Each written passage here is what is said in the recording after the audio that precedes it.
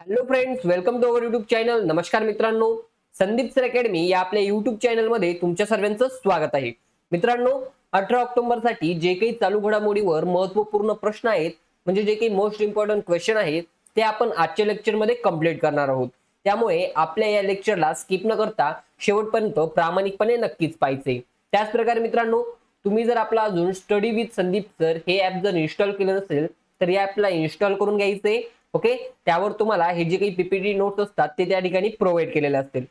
चला तर मग जास्त टाइमपास न करता आजच्या व्हिडिओ सेशनला सुरुवात करूया. बघा, या ठिकाणी पहिला प्रश्न दिलेला आहे, 99वी राष्ट्रकुल स्पर्धा 2026 मध्ये कोणत्या ठिकाणी आयोजित करण्यात येणार आहेत?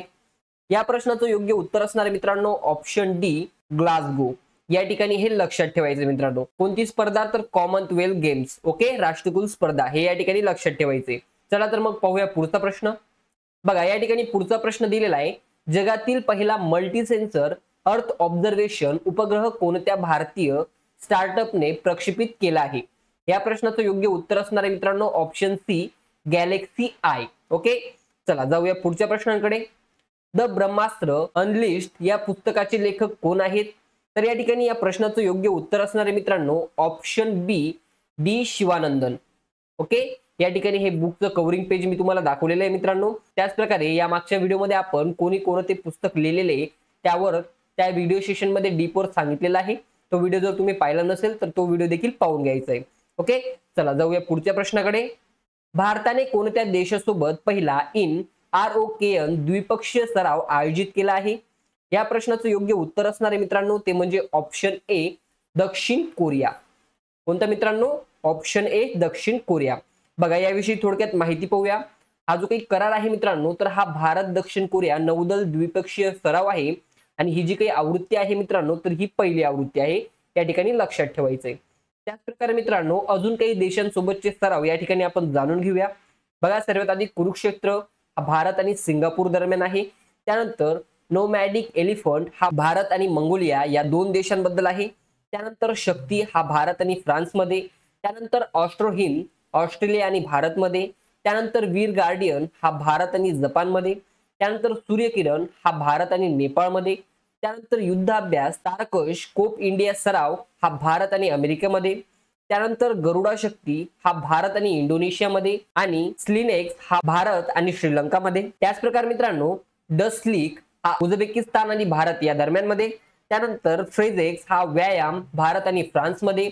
त्यानंतर इंद्र हा भारत आणि रशियामध्ये. त्यानंतर अजय योद्धा कोंकण इंद्रधनुष्य कोंकण शक्ती हा भारत आणि युके मध्ये. त्यानंतर उदार शक्ती हा भारत आणि मलेशियामध्ये. या ठिकाणी लक्षात ठेवायचंय. चला मित्रांनो, पाहूया पुढचा प्रश्न.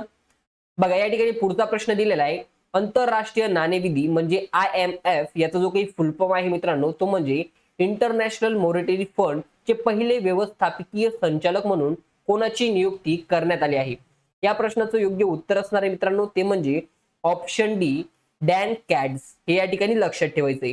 याविषयी बघा मित्रांनो, अजून काही महत्त्वाच्या नियुक्त्या या ठिकाणी आपण जाणून घेऊया किंवा यावर आपण या ठिकाणी थोडक्यात रिव्हिजन टाकूया. ओके, या ठिकाणी लक्षात घ्यायचंय. बघा, सर्वात आधी नवीन उपराष्ट्रपती CP राधाकृष्णन. त्यानंतर 99वे अखिल भारतीय मराठी साहित्य संमेलन अध्यक्ष विश्वास पाटील. त्यानंतर association of mutual fund in इंडियाचे अध्यक्ष संदीप सिक्का. त्यानंतर NSE म्हणजे नॅशनल स्टॉक एक्सचेंजचे नवीन अध्यक्ष इजेती श्रीनिवास. त्यानंतर अखिल भारतीय आयुर्वेदिक संस्थेचे नवीन संचालक प्रदीप कुमार प्रजापती. त्यानंतर केंद्रीय औद्योगिक सुरक्षा दल म्हणजे CISF महासंचालक प्रवीण कुमार.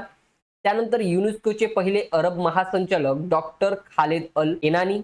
त्यानंतर मित्रांनो, आंतरराष्ट्रीय नाणेनिधीचे पहिले उपव्यवस्थापकीय संचालक हे डॅन कॅट्स आताच्या प्रश्नामध्येच पाहिलं. ओके, चला जाऊया पुढच्या प्रश्नाकडे. अलीकडे जागतिक अन्न दिवस केव्हा साजरा करण्यात आलेला आहे?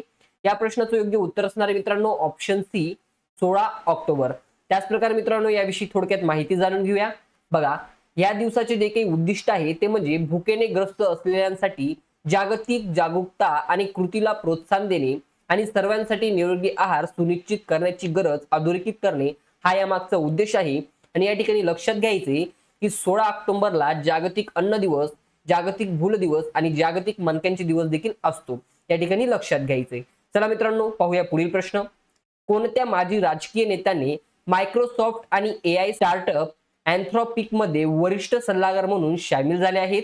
या प्रश्नाचं योग्य उत्तर असणार मित्रांनो ऑप्शन बी, ऋषी सुनक. ओके, या ठिकाणी हे लक्षात घ्यायचं मित्रांनो. बघा, जाऊया पुढच्या प्रश्नांकडे. या ठिकाणी पुढचा प्रश्न दिलेला आहे, चोरीला गेलेल्या सांस्कृतिक वस्तूंचे जगातील पहिले आभासी संग्रहालय कोणत्या संस्थेने सुरू केले आहे?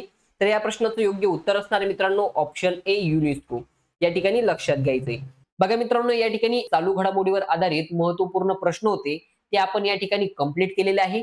तुम्हाला आपला व्हिडिओ कसा वाटला कमेंट्स करून नक्कीच सांगायचंय आणि व्हिडिओ आवडल्यास सबस्क्राईब करायला विसरू नका. त्याच प्रकारे मित्रांनो, तुम्ही जर अजून देखील आपलं स्टडी विथ संदीप सर हे ऍप इन्स्टॉल केले नसेल तर हे ऍप देखील इन्स्टॉल करून घ्या. त्यावर तुम्हाला हे जे काही संपूर्ण पीपीटी नोट्स असतात ते त्या ठिकाणी तुम्हाला प्रोव्हाइड केलेले आहेत. ओके, चला तर मग मित्रांनो, भेटूया नवीन व्हिडिओमध्ये नवीन प्रश्नांसोबत. Thanks for watching this video friends.